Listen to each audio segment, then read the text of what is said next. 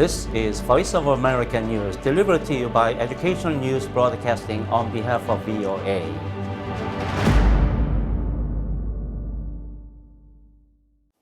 Good evening, viewers. I'm Haesung Lee, a professor at Georgia Central University, and here's tonight's news.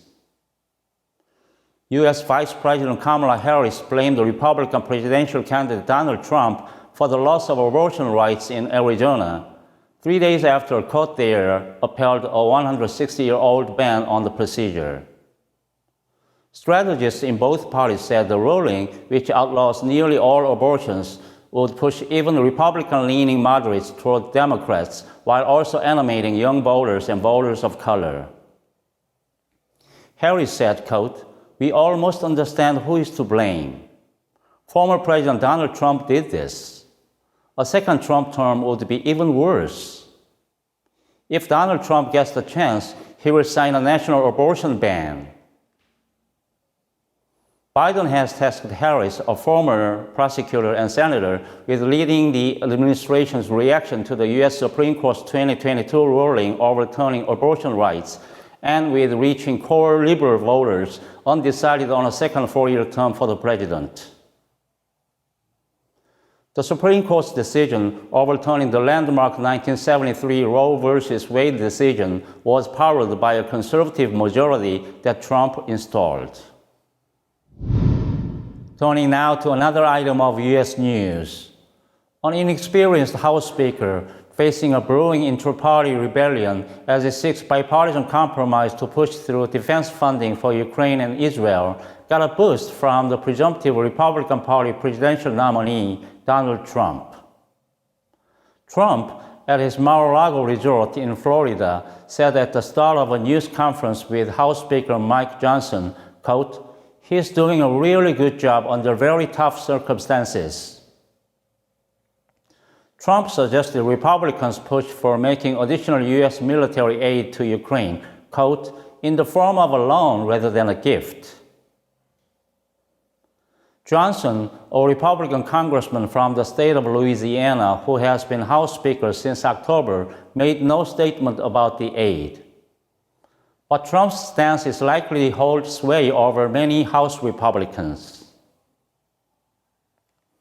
Johnson, according to Republican Representative Steve Scalise of Louisiana, has been negotiating with the White House about a package that would deviate from the Senate's $95 billion foreign security legislation.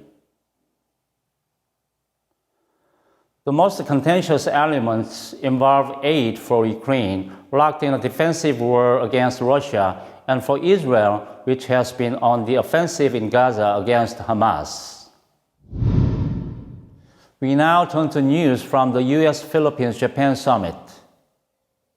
Months after Manila withdrew from China's Belt and Road Initiative projects, Washington announced a set of infrastructure projects in the Philippines, the first under an initiative to accelerate investments in partner countries in the Indo-Pacific. The infrastructure projects, known as PGI Luzon Corridor, were announced by U.S. President Joe Biden as he hosted Philippines President Ferdinand Marcos Jr. and Japanese Prime Minister Fumio Kishida at the White House last Thursday. Biden said, quote, "It means more jobs for people across the entire region. It means more investment in sectors critical to our future: clean energy, ports, railroads, agriculture, and much more." Marcos is seen as much closer to Washington than his predecessor, Rodrigo Duterte.